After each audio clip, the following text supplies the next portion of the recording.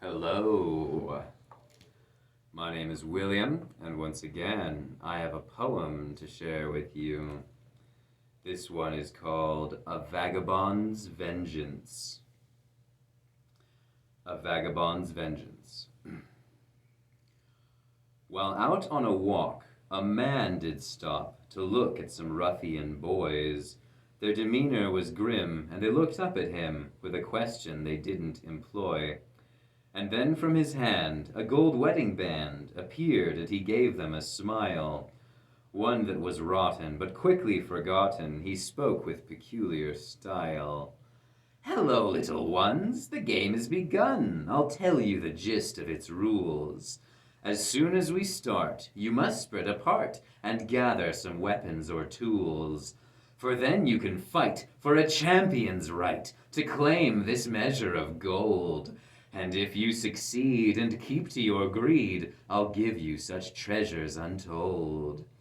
He had spoken so loud, there now was a crowd of various vagabond louts. And then, with a grin that was brimming with sin, he tossed it and heard all their shouts. With a chortling laugh, he strode down his path, aware of the violence behind. The longer he walked, the sounds of it stopped, and he easily cleared his mind. That night, to his shock, he then heard a knock. Someone had found where he lived.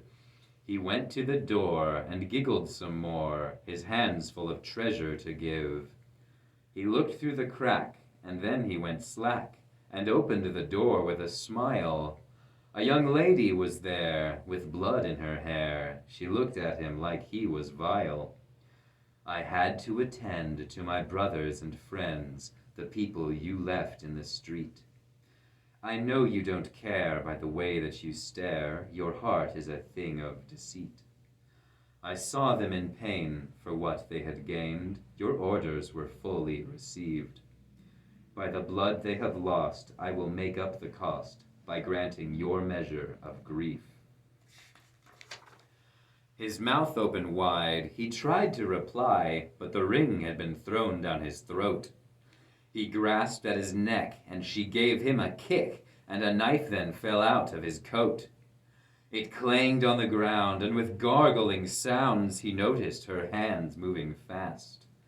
With a stab and a twist that she couldn't resist, his presence was put to the past. As light left his eyes, the lady reprised the clarity found in her sense. She grabbed what she could and wrapped it up good, and quietly made her descent. In the dark of the night, she vanished from sight. The city then settled to sleep. The streets were now free from his wretched decree, the capering games of a creep. Thank you very much for listening. As always, hope to see you next time. Catch you around.